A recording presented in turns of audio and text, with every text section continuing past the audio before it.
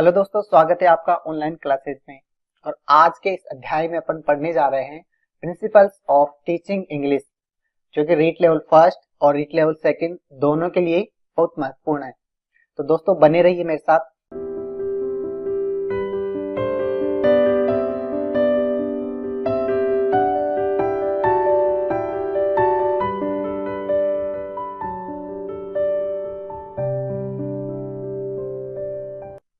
तो दोस्तों शुरू करते हैं अपन आज का ये लेक्चर। और शुरू करने से पहले अपन जान लेते हैं कि इंग्लिश लैंग्वेज है क्या। देखिए दोस्तों, आप सभी जानते हैं इंग्लिश लैंग्वेज भारत में सेकंड लैंग्वेज है और इसे फॉरेन लैंग्वेज के रूप में पढ़ाया जाता है। अंग्रेजी को सब्जेक्ट के रूप में पढ़ाया जाता है।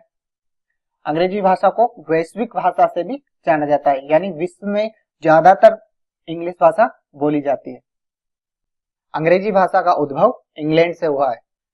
अध्यापक को अध्यापन को प्रभावी बनाने के लिए निम्नलिखित सिद्धांतों को ध्यान में रखना चाहिए। तो दोस्तों आज का पहला प्रिंसिपल है प्रिंसिपल ऑफ नेचुरलनेस, यानी वास्तविकता का सिद्धांत। हमें मातृभाषा सीखने के लिए परिवार में एक सहज वातावरण मिल जाता है, लेकिन दोस्तों अंग्रेजी के साथ ऐसा नहीं है। इसलिए ऐसा वातावरण निम्न तरीके से बनाया जाना चाहिए। Teacher should interact with them in the classroom and outside the classroom. कक्षा कक्ष में या कक्षा कक्ष से बाहर अध्यापक को उनके साथ बातचीत करनी चाहिए। ग्रुप डिस्कशन यानी समूह में चर्चा करनी चाहिए। क्रिएटिंग फैमिली एनवायरनमेंट यानी कक्षा कक्ष में ऐसा पारिवारिक वातावरण का निर्माण करना चाहिए, जैसे बच्चों को लगना चाहिए कि यार हाँ वो परिवार में ही बैठकर पढ़ रहे हैं। और चैट विथ ईच अदर, और उन्हें ना आपस में बात करने के लिए मौका देना चाहिए, मतलब उनको फ्री छोड़ देना चाहिए, आपस में बात करते रहना चाहिए। तो यह है पहला प्रिंसिपल ऑफ नेचरनेस यानी वास्तविकता का सिद्धांत। चलिए अगला सिद्धांत देखते हैं। दूसरा सिद्धांत है अपने पास प्रिंसिपल ऑफ हैबिट फॉर्मेशन यानी आदत का सिद्धांत।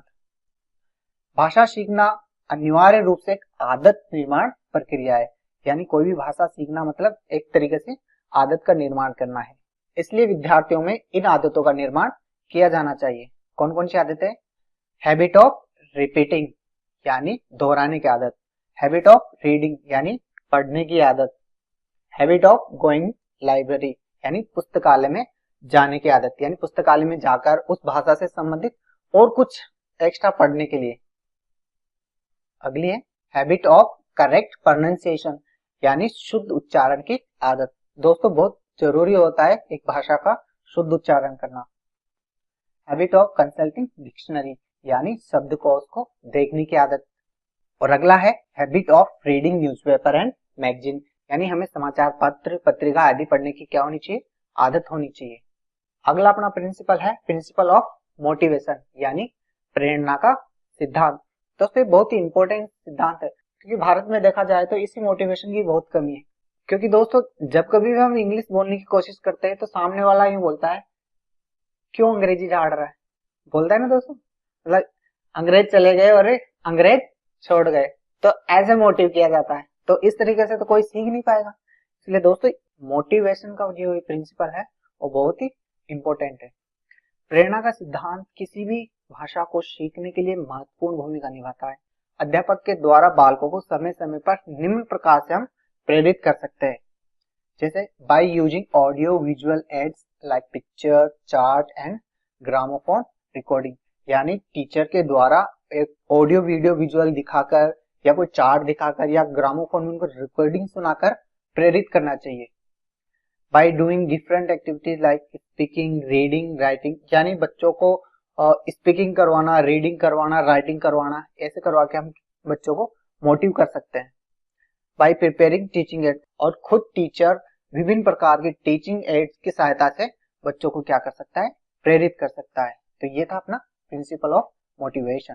चलिए अगला देखते हैं। अगला प्रिंसिपल है principle of exposure. Principle of exposure से तात्पर्य है कि विद्यार्थी अपने आप को झिझक के कारण एक्सपोज नहीं कर पाते, यानी अपने आप को व्यक्त नहीं कर पाते। इसलिए शिक्षकों को निम्न प्रकार से मदद करनी चाहिए। देखिए तो create a proper environment for language learning, यानी भाषा सिखाने के लिए एक उचित वातावरण बनाना चाहिए। Give the student a chance to speak as much as possible, यानी विद्यार्थियों को ज्यादा से ज्यादा बोलने का क्या देना चाहिए, मौका देना चाहिए। गेट स्टूडेंट्स टू एक्ट, और विद्यार्थियों को अभिनय करने का मौका देना चाहिए और उन्हें इंग्लिश न्यूज और इंग्लिश मूवी देखने के लिए प्रेरित करना चाहिए। अगला प्रिंसिपल है principle of correlation with life. While teaching the subject matter should be related to life, customs, traditions and characteristics of particular society to which the student belongs.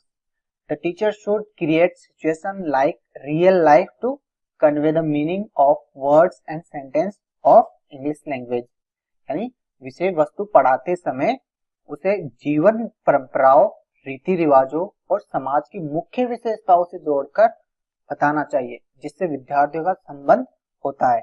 अंग्रेजी भाषा के वाक्य तथा शब्दों के अर्थ समझने के लिए अध्यापक को वास्तविक जीवन जैसे माहौल बनाना चाहिए, यानी जो कुछ भी पढ़ा रहा है टीचर वो उसके वास्तविक जीवन से जुड़ा हुआ होना चाहिए। तो ये प्रिंसिपल है कोरिलेशन विद लाइफ। अगला प्रिंसिपल है the principle of order and proportion. किसी भी भाषा को सीखने का एक निश्चित क्रम होता है और इसी क्रम को ध्यान में रखते हुए अध्यापक को विद्यार्थियों को सिखाना चाहिए।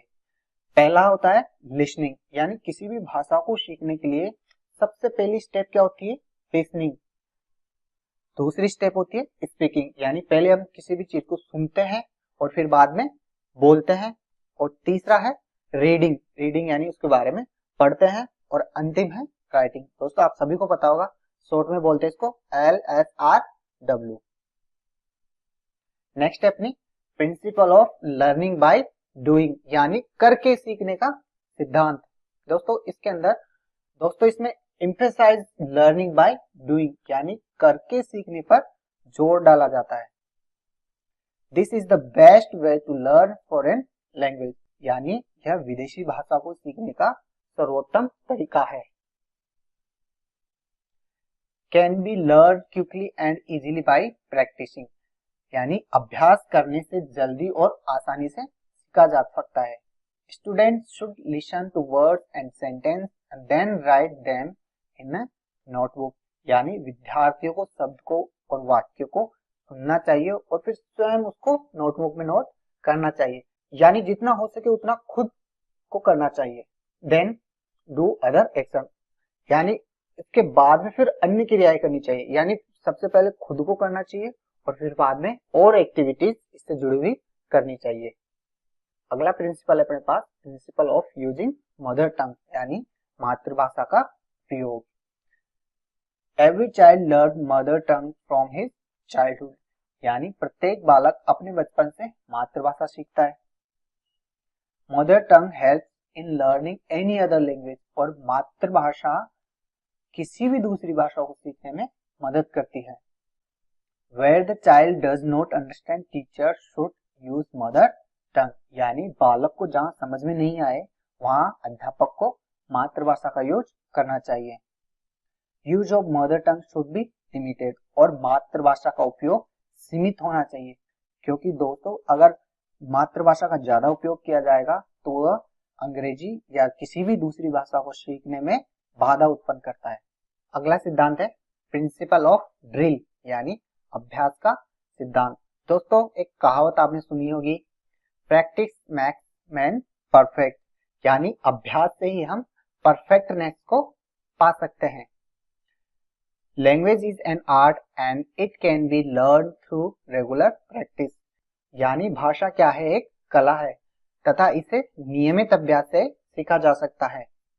Teacher should provide opportunities for student to practice, यानी अध्यापक को विद्यार्थियों को अभ्यास के अवसर प्रदान करने चाहिए, यानी उन्हें अभ्यास के लिए समय देना चाहिए। They should do various type of activities related to practice, यानी टीचर को चाहिए कि उन्हें अभ्यास से संबंधित विभिन्न प्रकार की गतिविधियां करानी चाहिए। Student should develop a habit of practice, यानी विद्यार्थी में अभ्यास करने की आदत का विकास करना चाहिए, यानी अध्यापक को ज्यादा से ज्यादा विद्यार्थी से अभ्यास करवाना चाहिए। अगला प्रिंसिपल है अपना प्रिंसिपल ऑफ इमिटेशन यानी अनुकरण का सिद्धांत। No language is born in man यानी कोई भी भाषा मनुष्य में जन्मजात नहीं पाई जाती। कोई भी भाषा है वो अपन पैदा होते उसी के साथ नहीं आते, अपन इसको क्या करते हैं, सीखते हैं। Language is learn by imitation यानी भाषा को अनुकरण के द्वारा सीखा जाता है। Children imitate the way teachers pronounce words यानी शिक्षक जिस प्रकार शब्दों वाक्यों का उच्चारण करता है बालक उनका क्या करते हैं, अनुकरण करते हैं। Teacher must use the language correctly as the child learns by imitation और शिक्षक को भाषा का सही उपयोग करना चाहिए क्योंकि बालक अनुकरण से ही सीखता है। तो दोस्तों ये थे अपने 10 principle of teaching English. I hope दोस्तों आपको समझ में आया होगा। अगर आपको वीडियो अच्छा लगा तो लाइक कीजिएगा और मेरे चैनल को सब्सक्राइब कीजिएगा और अपने दोस्तों के साथ शेयर कीजिएगा। और दोस्तों इसकी पीडीएफ पाने के लिए आप मेरी इस वेबसाइट mostquestions.com/download पे जाकर इसकी पीडीएफ डाउनलोड कर सकते हैं। धन्यवाद दोस्तों।